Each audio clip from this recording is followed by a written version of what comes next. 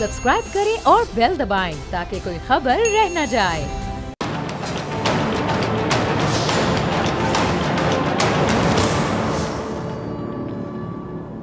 Welcome back नाजरीन। Chairman Pakistan Tehreek Insaf Imran Khan का हमेशा से मौकिफ रहा है कि इलेक्शन कमीशन गैर जानिबदार और मुकम्मल आज़ाद होना चाहिए ताकि मुल्क में साफ और शफाफ इलेक्शन हो सकें। धांधली का रास्ता रोकने के लिए साबिक वज़ीर आज़म इमरान खान साहब ने इलेक्ट्रॉनिक वोटिंग मशीन के इस्तेमाल की कानून साजी का फैसला किया और जब साबिक वज़ीर आज़म इमरान खान ने इंतखाबात में इलेक्ट्रॉनिक वोटिंग मशीन या EVM के इस्तेमाल की बात की तो हर तरफ चहमगोइयाँ शुरू हो गई। इस मशीन की खूबियों और खामियों का जायजा लिया जाने लगा। खान साहब का इसरार था कि इस मशीन के जरिए पोलिंग स्टेशन पर होने वाली जो धांधली है वो रोकी जा सकती है, जबकि उनके मुखालिफिन के ख्याल में ये धांधली का सबसे बड़ा जरिया बन सकती है। इलेक्शन कमीशन ने भी अपना वजन उस वक्त की जो अपोजिशन थी उसके हक में डाल दिया जब इस इदारे ने EVM पर 37 एतराज़ लगा दिए। अब मौजूदा हुकूमत इलेक्शन रिफॉर्म्स के पर्दे में EVM के इस्तेमाल को ख़त्म करने के लिए कानून साजी का सोच रही है। आइए हम इस मशीन के मुतालिक जानते हैं और इससे जुड़े बहुत से ऐसे सवालात के जवाब तलाश करते हैं जो ज़बान ज़दे आम है। मसलन, क्या इलेक्ट्रॉनिक वोटिंग मशीन हैक हो सकती है? क्या इसके ज़रिए पोलिंग स्टेशन पर होने वाली धांधली मुकम्मल तौर पर रोकी जा सकती है? क्या इसके सॉफ्टवेयर में तब्दीली करके धांधली करना मुमकिन भी है? जिन ममालिक में मशीन इस्तेमाल होती है वहाँ इसके ज़रिए वोटिंग की शफाफियत के लिए क्या तरीक़ेकार इख्तियार किया जाता है? इन मशीनों के जरिए वोटिंग किस तरह की जाती है? अच्छा सुनिएगा, भारत और ब्राज़ील दो बड़ी आबादी वाले ममालिक हैं जहां इलेक्ट्रॉनिक वोटिंग मशीन इस्तेमाल होती है और इसके फ़वाइद पर तमाम जो मुबस्सिरीन हैं वो इत्तफाक भी करते हैं। अच्छा, इस वक्त दुनिया में 4 ममालिक ऐसे हैं जहां कौमी सतह पर इस मशीन को इस्तेमाल किया जाता है। इन ममालिक में चंद घंटों में इंतखाबी नताइज का ऐलान कर दिया जाता है। 11 ममालिक ऐसे हैं जो पूरे मुल्क में तो इसे इस्तेमाल नहीं करते मगर कई शहरों और कस्बात में EVM के जरिए वोटिंग कराते हैं। ब्राज़ील में 1996 में 1996 से इलेक्ट्रॉनिक वोटिंग मशीन इस्तेमाल हो रही है। 2018 में ब्राज़ील के इंतखाबात का ऐलान वोटिंग का अमल ख़त्म होने के 2 घंटे और 16 मिनट में कर दिया गया था। ब्राज़ील या भारत में आज तक इन मशीनों में किसी किस्म का कोई फ्रॉड रिपोर्ट नहीं हुआ है। कई सियासतदानों ने शकूक व शुबात पैदा करने की कोशिश की लेकिन आखिर में उन्हें नाकामी का सामना करना पड़ा। अच्छा, भारत में 2001 से इन मशीनों का वसी पैमाने पर इस्तेमाल जारी है और कभी कोई शिकायत नहीं मिली है। भारत में हर वोट का प्रिंट भी लिया जाता है जबकि ब्राज़ील में सिर्फ इलेक्ट्रॉनिक वोटिंग की जाती है। अच्छा, ब्रुकिंग्स इंस्टीट्यूट इंडिया उसकी तरह एक रिपोर्ट में बताया गया कि इलेक्ट्रॉनिक वोटिंग मशीन की वजह से इंतखाबी फ्रॉड में बड़ी कमी आई है। अमेरिका में भी 19 रियासतों में किसी न किसी शक्ल में ये मशीनें काम कर रही हैं। अब एक सवाल ये किया जाता है कि बहुत से जो तरक्की याफ्ता ममालिक हैं वहाँ भी अभी तक बैलेट पेपर इस्तेमाल होता है, जबकि उनके लिए EVM के ज़रिए इंतखाबात कराना कोई मुश्किल काम नहीं है।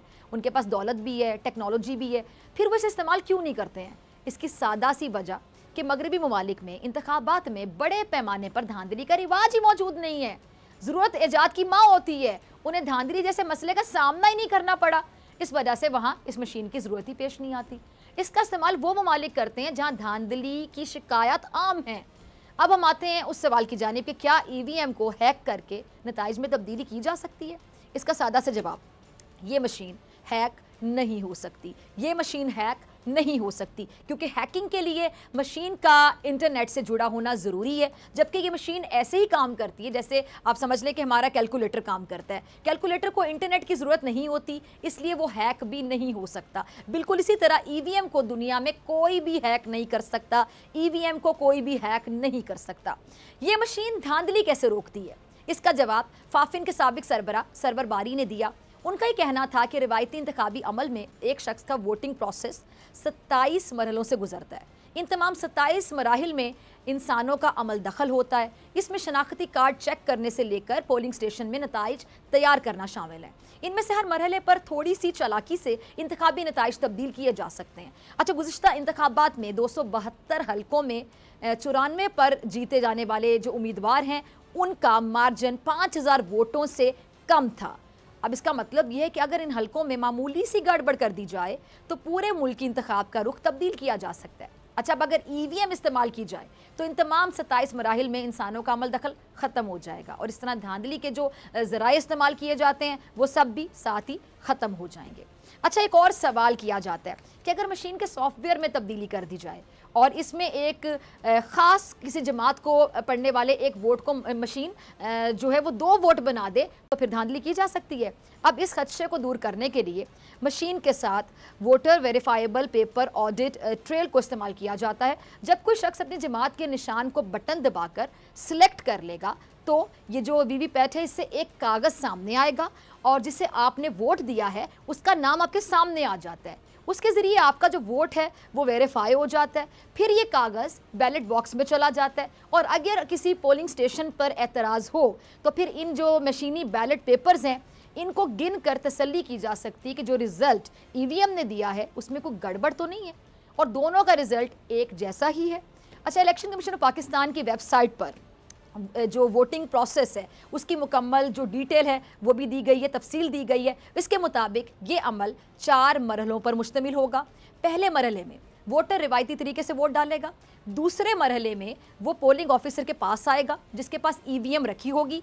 अच्छा, इसमें पोलिंग स्टेशन में रजिस्टर्ड तमाम जो वोटर्स हैं उनका डाटा पहले से मौजूद होगा। उसमें वोटर का शनाख्ती कार्ड नंबर, उसके अंगूठे का निशान समेत तमाम जो डिटेल्स हैं, तफसीलात हैं वो ऑलरेडी होंगी। अच्छा, अब वो ऑफिसर उस मशीन को एक्टिवेट करेगा। जब मशीन से बीप की आवाज़ आएगी तो इसका मतलब कि ये एक्टिव हो गई है। अच्छा, ये मशीन एक वोटर के लिए एक बार ऑन होगी, सिर्फ एक बार। अब यही वजह है कि कोई भी शख्स एक से ज़्यादा बार जो वोट है वो नहीं कर सकता। एक बंदा एक ही बार वोट करेगा। अच्छा, पोलिंग ऑफिसर जो वोटर के अंगूठे के ज़रिए तस्दीक करेगा कि क्या इसका वोट पोलिंग स्टेशन में दर्ज है। तस्दीक होने के बाद वोटर का ID कार्ड देखा जाएगा। अब यहाँ दूसरा मरहला मुकम्मल हो जाएगा। अच्छा, इस मरहले में पोलिंग ऑफिसर वोटर को पोलिंग बूथ की जानिब भेज देगा जो थोड़े फासले पर मौजूद होगा। यहाँ पर वोटिंग पैड रखा होगा जिसमें उस हल्के के तमाम जो उम्मीदवार हैं उनके नाम लिखे होंगे। वोटर अपने पसंदीदा उम्मीदवार का नाम प्रेस करेगा। पैड पर सुर्ख लाइन नमूदार होगी जो इस बात का इशारा होगी कि वोटर ने उम्मीदवार को वोट डाल दिया। चौथे और आखिरी मरहले में वोटर बैलेट बॉक्स पर लगे प्रिंटर पर अपना वोट प्रिंट होते हुए खुद भी देख सकेगा। वोटर इस वोट को छू नहीं सकेगा। ये सिर्फ ये कंफर्म करने के लिए दिखाया जाएगा कि जी उसने जिस इंतखाबी निशान को वोट दिया उसका वोट उसी को पड़ा है। अब इसके बाद ये वोट बैलेट बॉक्स में गिर जाएगा। अब यहाँ एक बीप की आवाज़ आएगी जो इस बात की अलामत होगी कि आपका वोट पोल हो चुका है। अच्छा, पोलिंग टाइम ख़त्म होने के बाद ईवीएम पर मौजूद जो सील है वो खोली जाएगी और इस मौके पर तमाम जमातों के पोलिंग एजेंट्स भी मौजूद होंगे। उन सबके सामने प्रिजाइडिंग ऑफिसर मशीन का बटन दबाएगा। फौरी तौर पर सबके सामने पोलिंग स्टेशन का जो मुकम्मल रिजल्ट है वो सामने आ जाएगा। अब इसमें तमाम जो तफसीलात हैं, डिटेल्स हैं वो मौजूद होंगी कि किस उम्मीदवार को कितने वोट पड़े हैं और ये रिजल्ट पेपर पर प्रिंट होकर सामने आ जाएगा और इसे फौरी तौर पर मरकज़ी निज़ाम को भिजवा दिया जाएगा, जबकि पोलिंग एजेंट्स इन तमाम पेपर्स को गिनना शुरू कर देंगे जो पोलिंग बूथ में मौजूद बॉक्स में पड़े होंगे। अच्छा, तमाम पेपर्स चेक करने के बाद पोलिंग एजेंट्स रिजल्ट का यानी इस नतीजे से मुआजना करेंगे जो ईवीएम ने उन्हें प्रिंट करके दिया होगा। अच्छा, यूं वेरीफाई किया जाएगा कि ये रिजल्ट बिल्कुल वही है जो मशीन से निकला था। अच्छा, इसके बाद प्रिजाइडिंग ऑफिसर तमाम पोलिंग एजेंट्स के सामने मशीन को सील करेगा और तमाम सामान आरओ के पास पहुंचा देगा। किसी भी हल्के के नताइज चैलेंज हुए तो फिर ये सील खोलकर बैलेट पेपर्स चेक कर लिए जाएंगे। अब इस तरीक़ाकार से पूरे पाकिस्तान के नताइज 1-2 घंटों में इलेक्शन कमीशन के पास आ जाएंगे। इन नताइज को आवाम के सामने पेश करके इलेक्शन कमीशन इंतखाबी अमल के मुकम्मल होने का ऐलान कर देगा। अच्छा, अब एक एतराज़ ये भी किया जाता है कि जिस सॉफ्टवेयर के ज़रिए मशीनों में पहले से वोट दर्ज कर दिए जाएं, इस खदशे को दूर करने के लिए जो सबसे मौसर तरीका कई ममालिक में इस्तेमाल होता है वो कुछ यूँ है, सुनिएगा। ईवीएम मशीनों को एक स्ट्रॉन्ग रूम में रखा जाता है जिसकी सख्ती से निगरानी भी की जाती है। इलेक्शन कमीशन तमाम जमातों के नुमाइंदों को बुलाकर उनके सामने ये मशीनें रखता है। जब इलेक्शन का वक्त होता है तो एक बार फिर यही तरीकाकार दोहराया जाता है। स्ट्रॉन्ग रूम में सीसीटीवी कैमरे लगे होते हैं जो 24 घंटे रिकॉर्डिंग करते रहते हैं, 24 घंटे रिकॉर्डिंग। अच्छा, कोई भी जमात जब चाहे इन रिकॉर्डिंग्स को देख भी सकती है। अच्छा, इन मशीनों को पोलिंग स्टेशन असाइन करने के लिए एक जो तरीका इस्तेमाल किया जाता है जिसे ईवीएम रेंडमाइजेशन कहा जाता है, इसमें हर मशीन को एक सीरियल नंबर अलॉट किया जाता है और किसी के इल्म में नहीं होता कि कौन सी मशीन किस बूथ में जाएगी। Computer randomly serial number select करता है, फैसला करता है कि कौन सी मशीन किस पोलिंग बूथ में जाएगी और यूं किसी किस्म की गड़बड़ का इम्कान ही नहीं रहता। अच्छा, पोलिंग स्टेशंस पर वोटिंग शुरू होने से पहले तमाम पोलिंग एजेंट्स के सामने मशीन को टेस्ट किया जाता है और जिसमें वोटिंग के तमाम मराहिल को चेक किया जाता है। तमाम नुमाइंदों की जो नुमाइंदे हैं उनकी तसल्ली के बाद, तमाम नुमाइंदों की तसल्ली के बाद वोटिंग शुरू कर दी जाती है। प्रिजाइडिंग ऑफिसर जब वोटिंग शुरू करता है तो मशीन को ऑन करता है और इसका टाइम नोट कर लेता है। जब पोलिंग ख़त्म होती है तो फिर उसका भी टाइम नोट कर लिया जाता है और ये सब रिकॉर्ड में चला जाता है ताकि अगर कोई शख्स बाद में मशीन से छेड़खानी करने की कोशिश करे तो फिर वो पकड़ा जाए। अच्छा, पाकिस्तान में इलेक्शन कमीशन इसी तरीक़ेकार को इस्तेमाल करके साफ और शफाफ इंतखाबात की दागबिल डाल सकता है। तो नाज़रीन, ये थे इलेक्ट्रॉनिक वोटिंग मशीन या EVM से जुड़े अहम हकाइक जिन्हें देखकर आप समझ सकते हैं कि अगर ये मशीन इस्तेमाल की जाए तो धांधली के उन इल्ज़ामात से निजात मिल सकती है जो पाकिस्तान के हर इंतखाब के बाद शुरू हो जाते हैं, मुल्की सियासत में मुस्तकिल कशमकश का बाइस बनते हैं। अब इन तमाम निकात को जहन में रखा जाए तो PTI चेयरमैन इमरान खान की बात दुरुस्त नज़र आती है कि EVM के इस्तेमाल से बड़ी हद तक धांधली का खात्मा किया जा सकता है और पाकिस्तान ने अगर जमहूरी रस्ते पर गामजन रहना है तो इसके लिए इंतखाबात में धांधली के तमाम रस्तों पर बंदिश लगानी पड़ेगी और इस ज़मन में इलेक्ट्रॉनिक वोटिंग मशीन का इस्तेमाल बहुत मददगार साबित हो सकता है। मगर मौजूदा इम्पोर्टेड हुकूमत नहीं चाहती कि अगले इंतखाबात इलेक्ट्रॉनिक वोटिंग मशीन के ज़रिए हों। क्यों? वजह बहुत सादा, क्योंकि हमेशा की तरह ये लोग बैलेट पेपर चोरी करके, धांधली करके इक़्तिदार में आना चाहते हैं। EVM के इस्तेमाल से PDM क्यों खौफजदा है और इस पर बात करने के लिए हमारे साथ मौजूद हैं साबिक वज़ीर सेहत पंजाब, सीनियर रहनुमा तहरीक इंसाफ डॉक्टर यास्मीन राशिद साहिबा। डॉक्टर साहब, बहुत शुक्रिया ज्वाइन करने के लिए। डॉक्टर साहब, मौजूदा हुकूमत बड़ी बुखलाहट में इंतखाबी इस्लाहात इसलिए करना चाहती है ताकि EVM मशीन के इस्तेमाल को ख़त्म कर सके, ओवरसीज़ पाकिस्तानियों को उनके वोट के हक से महरूम कर सके। तो क्या ओवरसीज़ पाकिस्तानियों का हक नहीं है वोट डालना? मैं सबसे पहले तो ओवरसीज़ पाकिस्तानियों के बारे में बात करूँगी। देखिए, ओवरसीज़ पाकिस्तानी जो हैं, जो आपकी मेन फॉरेन कंट्रीब्यूशन आती है उनकी रेमिटेंसेस के थ्रू आती है और पाकिस्तान के बहुत बड़े तादाद में पाकिस्तानी जो हैं इस वक्त पाकिस्तान से बाहर काम कर रहे हैं। कम से कम हमारे अंदाजे में कोई तकरीबन 90 लाख लोग जो हैं वो पाकिस्तान से बाहर बसर कर रहे हैं और सिर्फ बसर नहीं कर रहे, वहाँ मजदूरी कर रहे हैं, काम कर रहे हैं, वहाँ डॉक्टर्स हैं, वहाँ हमारे बहुत सारे एडवांस जिन्होंने ट्रेनिंग्स की हैं वो काम कर रहे हैं, वो पैसे कमाते हैं, अपनी फैमिलीज़ को भेजते हैं। तो आपकी जो फॉरेन रेमिटेंस है उसका बहुत बड़ा हिस्सा जो है ये आपके ओवरसीज़ पाकिस्तानी देते हैं, नंबर 1। अब मकसद ये है कि ओवरसीज़ पाकिस्तानी जो हैं वो अपने आप, वो पाकिस्तानी ही अपने आप को कहलाते हैं। वजह यह है कि दे आर पाकिस्तानी, उनका हक बनता है। वो अगर पाकिस्तान छोड़ के बाहर गए हैं तो वो पाकिस्तान बाहर इसलिए छोड़ के गए हैं क्योंकि वो अपॉर्चुनिटी उनको जब नहीं मिली किसी जॉब की तो कहीं और बाहर जाके नौकरी करके और वहाँ वो पैसे कमा के वो वापस पाकिस्तान अपनी फैमिलीज़ को भेजते हैं, अपनी फैमिलीज़ को सपोर्ट करते हैं। अगर वो अपनी फैमिलीज़ को यहाँ पाकिस्तान में सपोर्ट कर रहे हैं तो क्या उनका हक नहीं बनता कि वो पाकिस्तान जिसमें उनके सारे ख़ानदान रह रहे हैं उनके बारे में कोई जब डिसीजन इलेक्शन के थ्रू हो तो उनका भी हक बनता है कि वो वोट डालें और उस डिसीजन का हिस्सा बने। और वो कोई परमानेंटली नहीं गए हुए, बहुत सारे पाकिस्तानी जो बाहर गए हुए हैं कुछ अरसे बाद वापस आते हैं, वो यहाँ पाकिस्तान रहना चाहते हैं, बच्चों को वापस भिजवा देते हैं। उनसे ये बिल्कुल आस ख़त्म करने वाली बात है कि अगर आप ओवरसीज़ पाकिस्तानियों को वोट देने का उनका हक ले लें उनसे। ठीक है। अच्छा डॉक्टर साहब, भारत ब्राज़ील की अगर मैं बात करूँ तो वहाँ पे कामयाबी से इलेक्ट्रॉनिक मशीन का इस्तेमाल हो रहा है। हमारे यहाँ ये जो अब मौजूदा हुकूमत है ये इस मशीन के हवाले से नकाइस उसमें निकालती चली जा रही है, उसके मसाइल बताती चली जा रही है। इन जगहों पे जहाँ इस्तेमाल हो रही वहाँ ना ये हैक होती है, ना किसी ने धांधली का शोर किया है। लेकिन नवाज़ लीग और इसकी जो इत्तेहादी जमातें हैं वो शायद डॉक्टर साहब चाहती नहीं है कि शफाफ इलेक्शन हो। तहरीक इंसाफ कैसे रोकेगी अगर ये लोग EVM मशीन के इस्तेमाल के खिलाफ कुछ करते हैं जो कि करना चाहते हैं? देखिए, पार्लियामेंट के अंदर दोनों लॉज पास हुए, ये तो नहीं है ना कि पार्लियामेंट के अंदर पास नहीं हुए, दोनों लॉज पास हुए जिसके अंदर ओवरसीज़ पाकिस्तानियों का वोट का हक और उसके अलावा इलेक्ट्रॉनिक वोटिंग मशीन का इस्तेमाल इलेक्शन के दौरान नियम है।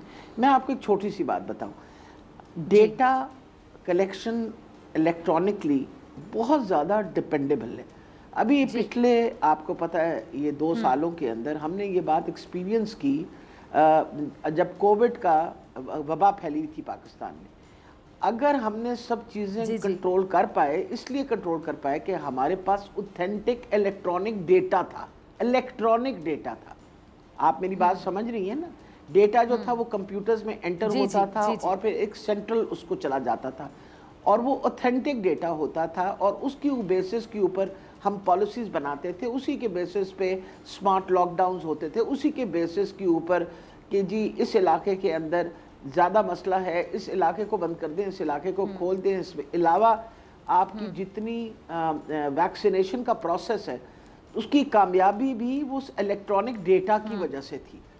अगर आप इलेक्ट्रॉनिक डेटा हर जगह इस्तेमाल कर रहे हैं और हम इस बात पर यकीन करते हैं कि आप जब किसी चीज़ को डिजिटाइज कर दें या डिजिटलाइज करें, इलेक्ट्रॉनिकली आप इंफॉर्मेशन लें, तो आपका एक तो काम जो है उसके अंदर एफिशिएंसी इंप्रूव हो जाती है और दूसरी उसमें गलती की गुंजाइश बहुत कम होती है। हम ये चाहते हैं, ये इस्लाहत है ना, हम ये चाहते हैं कि इलेक्ट्रॉनिक वोटिंग मशीन इसलिए काउंट हो क्योंकि इन लोगों ने एक बंदे के 3-3 आईडी कार्ड बनवा रखे, जो बंदा 3 जगह जाके वोट डाल सके। इलेक्ट्रॉनिक मशीन के through they will not be able to cast those votes. आप मेरी बात समझ रही हैं? That is one of the reason कि मुझे बड़ा अफसोस होता है कि सारी दुनिया जो वो आगे बढ़ रही है, हम हर मर्तबा 10 कदम पीछे लेते हैं। इलेक्ट्रॉनिक वोटिंग मशीन जैसे आपने कहा ब्राजील के अंदर कामयाबी तौर पे इस्तेमाल हो रही है और किसी ने उस पर कोई एतराज़ नहीं किया। तो मेरा ख्याल है कि ये जो इनका एतराज़ है वो बिल्कुल बेजा है। वो सिर्फ क्योंकि धांधली करने के आदी हैं, वो नहीं चाहते कि इलेक्ट्रॉनिक वोटिंग मशीन और वो धांधली का प्रोसेस जो वो जारी रहे। हम साफ शफाफ इलेक्शन चाहते हैं ताकि धांधली का सिलसिला चलता रहे।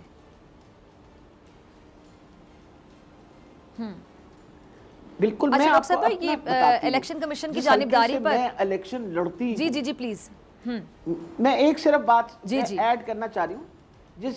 जिस हल्के से मैं इलेक्शन लड़ती हूँ उस हल्के के अंदर कुछ 20 से 30 हज़ार ऐसे वोट हैं जिनको आइडेंटिफाई करना हमारे लिए मुश्किल होता है। यहाँ तक मेरे लिए मसला बना कि मैं इस चीज़ को लेके हाई कोर्ट में गई, लेकिन नेचुरली हाई कोर्ट वापस भिजवा देता है कि जी इलेक्शन कमीशन ने करना है। कई दफ़ा एप्लीकेशंस जमा करवाई, पिटिशंस जमा करवाई कि this data needs to be cleaned up. अगर इलेक्ट्रॉनिकली होगा तो ये सारा डेटा साफ हो जाएगा, क्योंकि वो 20-30 हज़ार वोट जो डबल बने हुए उनका हमें दूध का दूध और पानी का पानी हो जाना है। इनको क्या इतराज़ है? आप ये बताइए, हमें क्या एडवांटेज है? हमने तो कोई एडवांटेज नहीं लेना। जो भी इलेक्शन की जाएगी वो इंटरिम गवर्नमेंट कंडक्ट करेगी, जो कि दोनों पार्टियों के इकट्ठे मुशावरत के बाद बनाई जाती है। जो इंटरिम गवर्नमेंट जो है जब वो करेगी तो उसमें जो फ़ायदा उनको होना है वो फ़ायदा हमें होगा, जो नुकसान उनको होना है वो नुकसान हमें होगा। ठीक है डॉक्टर साहब, बहुत शुक्रिया आपके वक्त के लिए। इसी के साथ डॉक्टर फ़िज़ा अकबर खान को दीजिए इजाज़त। आपसे मुलाकात होगी इंशाल्लाह कल सेम टाइम सेम चैनल। अगर ज़िंदगी ने वफ़ा की, दुआओं में याद रखिएगा, अपना बहुत ख्याल रखिएगा। अल्लाह निगहबान।